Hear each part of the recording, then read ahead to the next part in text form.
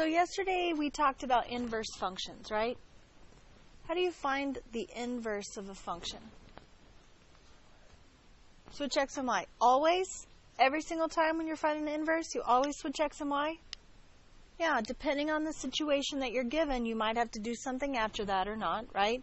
If you're given a list of ordered pairs and you're asked to find the inverse, you just switch x and y and you're done, right? If you're given a function or an equation and you're asked to find the inverse, you switch x and y and then solve for y, right? Okay?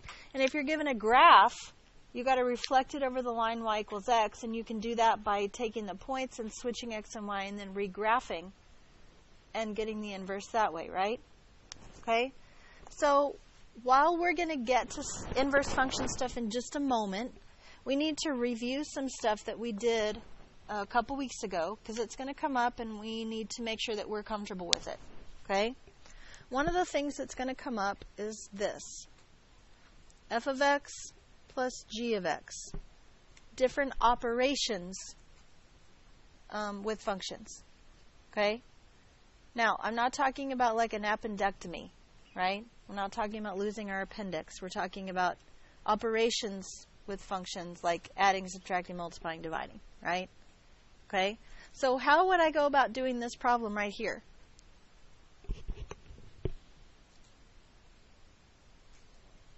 I just add them together, right? I would say 3x plus 5 plus 2x squared minus 6. How do I add those together? Yeah, I'm just adding like terms, aren't I? So this equals 2x squared, and then I've got 3x, and I've got a 5 and a negative 6. So minus 1. And then I'm done, because there's nothing else I can do. All I can do is simplify my like terms, right? Okay? Now, what I want you to be aware of is it might be written like this, or it might be written like this. Do you see how those could mean the same things? F of x plus g of x, or f plus g of x. It's still asking you to do the same thing. Are you okay with that? Okay. So another thing that they could ask you to do is f of x minus g of x. Would you know how to do that one? What do you have to be careful to do on this one? We're subtracting everything. The signs we have to be real careful of, right? So we're saying 3x plus 5 minus all of g of x. 2x squared minus 6. Well, that becomes what? 3x plus 5 minus 2x squared. What? Absolutely. Plus 6. Okay? So when we combine our like terms here, we get negative 2x squared plus 3x. And I got a positive 5 and a positive 6 this time. So plus 11. Everybody okay with that? Okay. Now I think most of you are okay with this because why? You've already seen it, haven't you? So I'm just giving you a reminder. Okay. But we need to make sure we know how else this might look. F minus g of x. You okay with that? So what about this one? F of x times g of x. Ooh, this one's harder, right? Excuse me. Oh, it's not harder? Okay. So I have 3x plus 5 times 2x squared minus 6. That's all that it is? Yeah, that's all it is. Distribute. 3x times 2x squared, what is that? 6x cubed. 3x times negative 6, negative 18x. 5 times 2x squared, 10x squared, and then 5 times negative 6. Now, while this is an acceptable answer, how would I probably write it instead? 6x squared plus 6x cubed plus 10x squared minus 18x minus 30, right? I'd get my terms in decreasing exponential order, wouldn't I? And you probably would too, right? Of course. So what's the last thing we need to cover and make sure we understand? So, oh wait, how could this one look? F times g of x, right? Okay, so then the last one would be f of x divided by g of x. Let's go ahead and talk about the other way it could look, by the way. F over g of x. You okay with that? Both mean divide, don't they? So I would have 3x plus 5 over 2x squared minus 6. Done. Right? We're done. Can't simplify it anymore. There's no common factor that I can factor out and simplify. We're just finished. Okay? Any questions about any of these to begin with? You okay with those? Okay. Then we need to talk about this. Too much paper right here. Okay.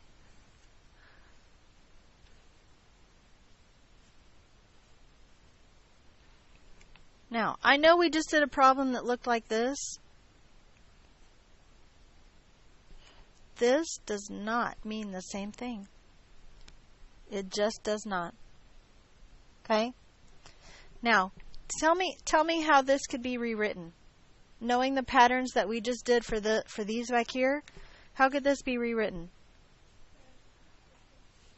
F open circle G. Guess what the people call this sometimes? Fog. Yeah, they do, for real. That's not an O. Okay, it is an open circle like you said. This symbol means we're going to do a composition of functions. Okay? But for this particular case, for this particular concept of composition of functions, there's actually a third way it can be written.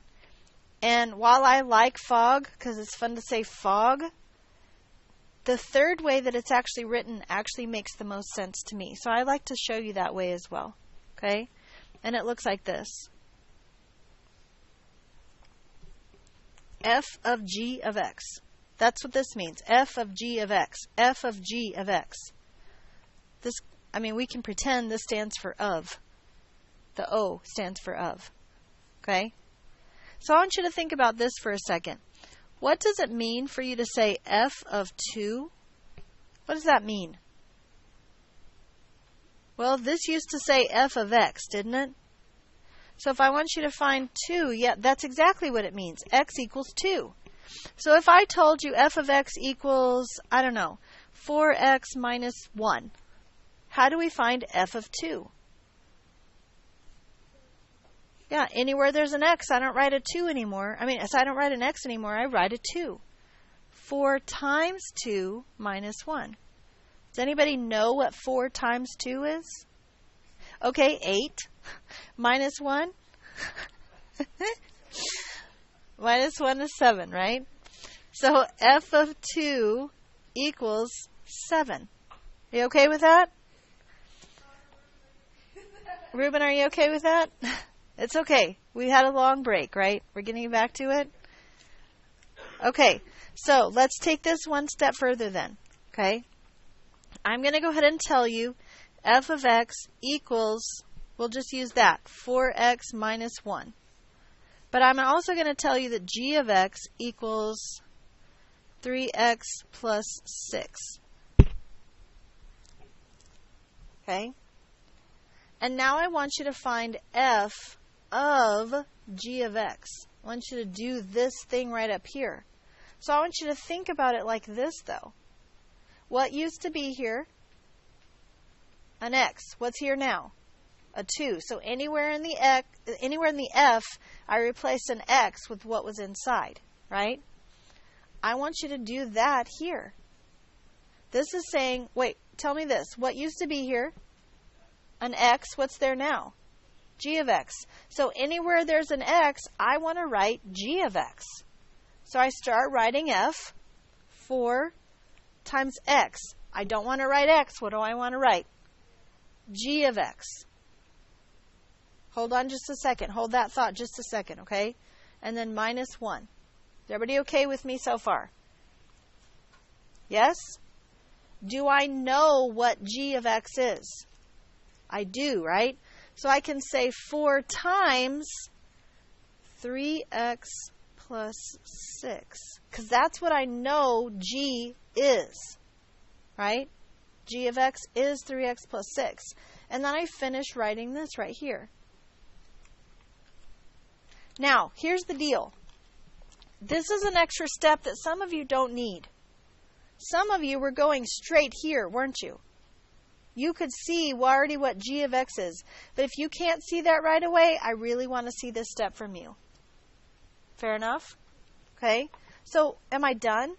I'm not finished? What do I need to do? Okay, I need to distribute the 4.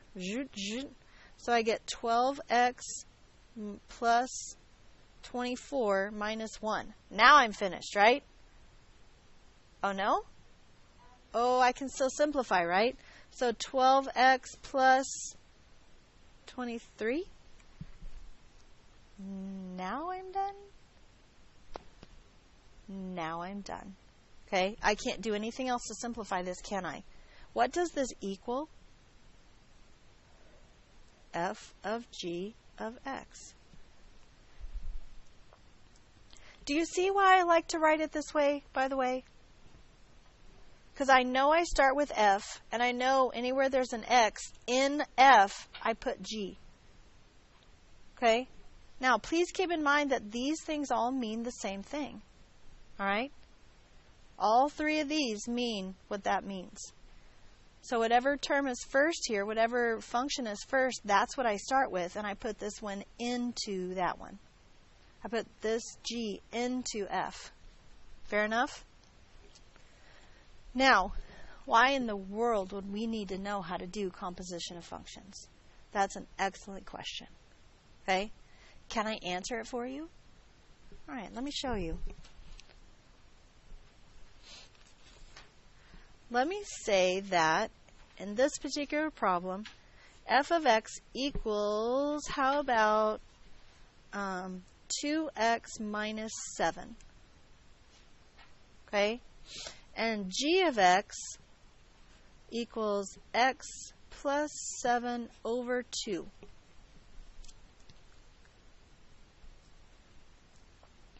So give me a minute here. Okay, stay with me for just a second, and I think you're going to realize what we're doing. All right? So first of all, let's do, stop moving.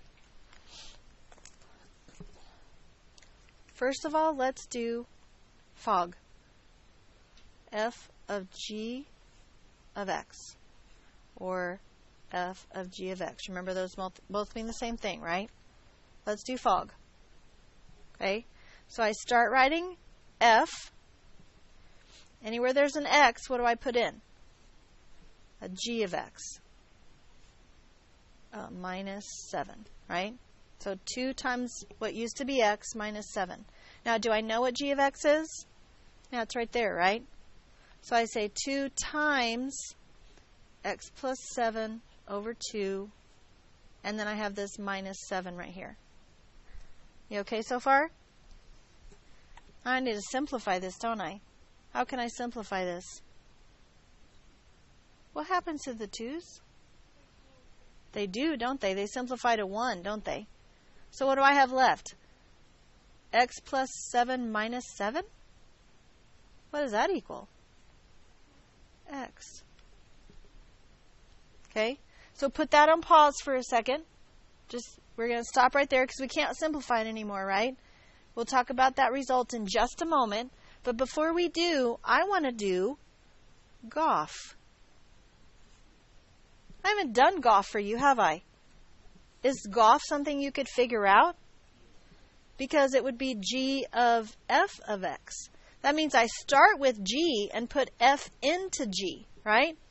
If I'm starting with G, Well, there's an x, so I need to put f there. F of x plus 7 divided by 2. Well, what's f again?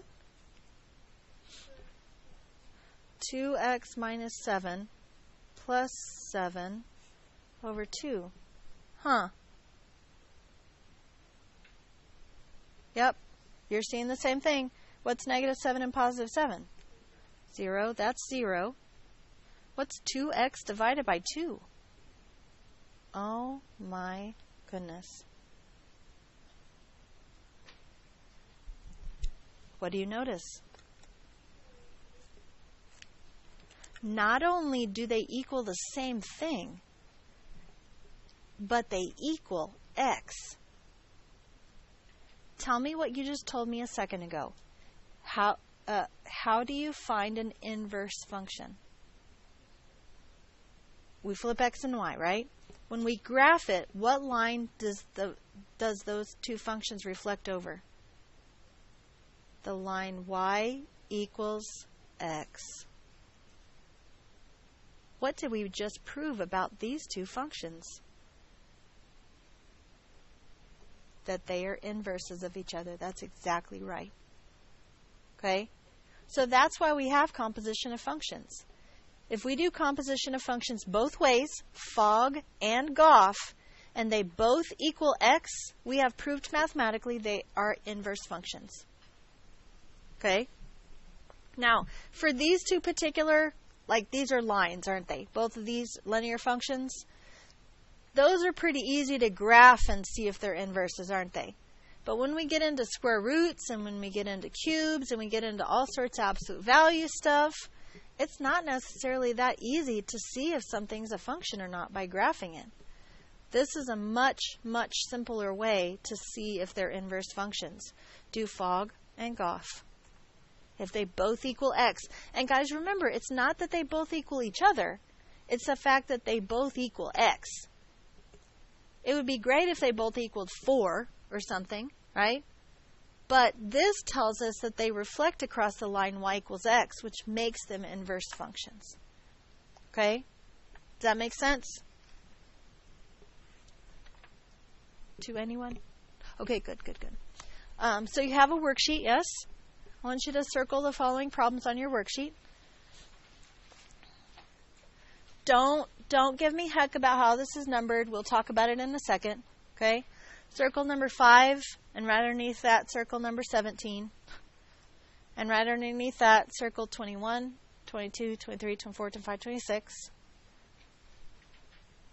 You got those? Yes? Turn it over and circle 32 and 37. And then at the bottom, 79 and 80. Now, here's the best part. I also want you to look at yesterday's worksheet. I want you to look at yesterday's worksheet, and I want you to circle 21 and 23. Those two are also part of tonight's homework. Wait, we're using 2 worksheets? Are we one worksheet 2 days in a row? Yes. Okay. So you have the pages on, or the numbers on this worksheet, as well as the 2, 21, and 23 on this worksheet from yesterday. Yes? Okay. So glancing over them real quick, notice that 5 and 17 are just H of G or F of F. So that's a little kind of strange, but I think you can handle it. Okay. So it's basically doing what we just did. This stuff, not this stuff, sorry, where's my paper? Oh, it's underneath. We're just doing one or the other, whichever one it asks for, okay? Notice these ones down here, these are the reviews of the adding and subtracting, multiplying and dividing, okay? Those two as well. I just want to warn you, 79 and 80 we did not talk about, but I want you to try them anyways, okay? If you think about it, if you look back at the examples that we did do, I think that that's something you can handle. Okay? And then, on these two from yesterday's worksheet, 21 and 23, I guess I should circle those for you. Okay? 21 and 23, those are the ones for real like we just did, where you need to do fog and goff to verify that they are inverses. Show me that they are inverses. Prove that they are inverses. Okay? Any questions about that? All right. You have some time here at the end of the period. I want you to sit and work on some of these problems. Work on the ones you think you may not understand the most so that I can answer questions for you while I'm in the room. Deal?